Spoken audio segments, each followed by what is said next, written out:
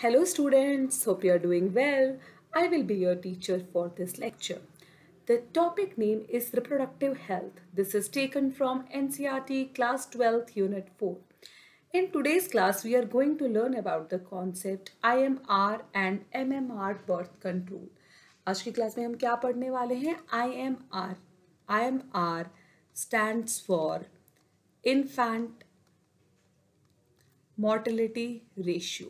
IMR क्या होता है? It is infant mortality ratio and MMR stands for maternal mortality ratio.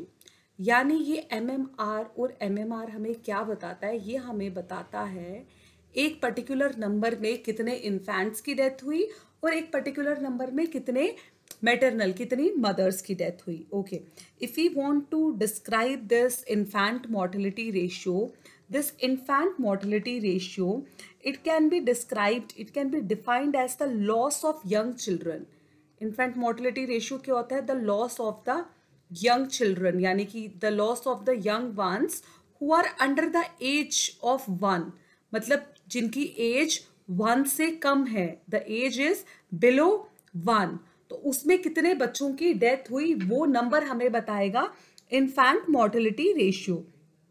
This death count is determined by the infant mortality rate. ये death count हमें किससे पता चलता है? ये डेथ काउंट हमें पता चलता है इन्फेंट मोर्टेलिटी रेट या इन्फेंट मोर्टेलिटी रेशियो से. और अगर हम इन्फेंट मोर्टेलिटी रेशियो की अगर हम डेफिनेशन देखें, इसको हम डिफाइन करते हैं as the number of people or we can say the number of young ones killed per 1000 births of children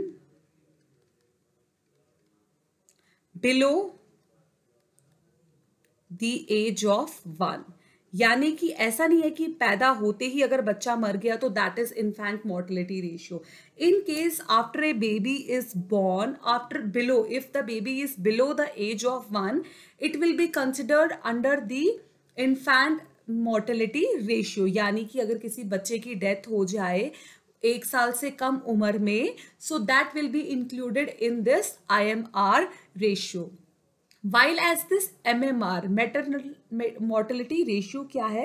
It is expressed as the ratio of maternal deaths, यानी कि कितनी मदर्स की death हो जाती है after delivering the baby. After delivering the baby कितनी mother's की death हो जाती है और इसको हम कैलकुलेट कैसे करते हैं? इट इज कैलकुलेटेड पर 100,000 life born over a period of time. Over a period of time हम देखते हैं कि 100,000 लाइव बॉर्न में से कितने मदर्स की डेथ हुई. That tells us about the maternal mortality ratio.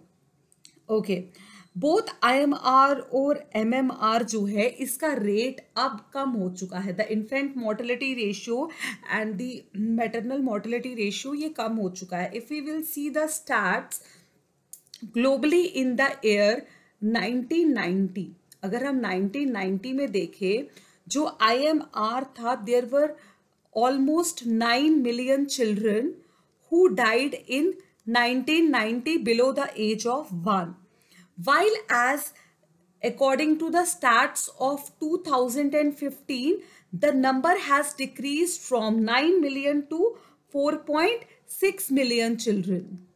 यानी कि ये ऑलमोस्ट क्या हो चुका है? ये ऑलमोस्ट हाफ हो चुका है. जो इन्फेंट मोर्टेलिटी रेशियो है और जो मैटरनल मोर्टेलिटी रेशियो है ये डिक्लाइन हो चुकी है over a period of time because of better health facilities और because of the decline of this IMR and MMR. उसकी वजह से क्या हुआ है? It has led to the population explosion. जो पॉपुलेशन है वो बहुत ज्यादा बढ़ गई है. अगर हम okay, so IMR and MMR both has contributed to the increase in the population. Okay, so this is about the infant mortality ratio and maternal mortality ratio. Okay, जब IMR रेज हो जाता है तो ग्रोथ रेट कम हो जाती है। अगर IMR मान लो कि अगर इन्फेंट मोर्टेलिटी रेशियो जो है वो बढ़ गया, तो यानी कि पॉपुलेशन की जो ग्रोथ रेट है वो कम हो गई। लेकिन जब IMR डिक्रीज हुआ, व्हेन दिस IMR डिक्रीजेस, उस टाइम पे क्या होता है, जो पॉपुलेशन होती है वो बढ़ जाती है। So this IMR and MMR, it has led, the decline in the IMR and MMR has led to increase in the population. It has led to the population explosion. I hope you understood the explanation. Thank you.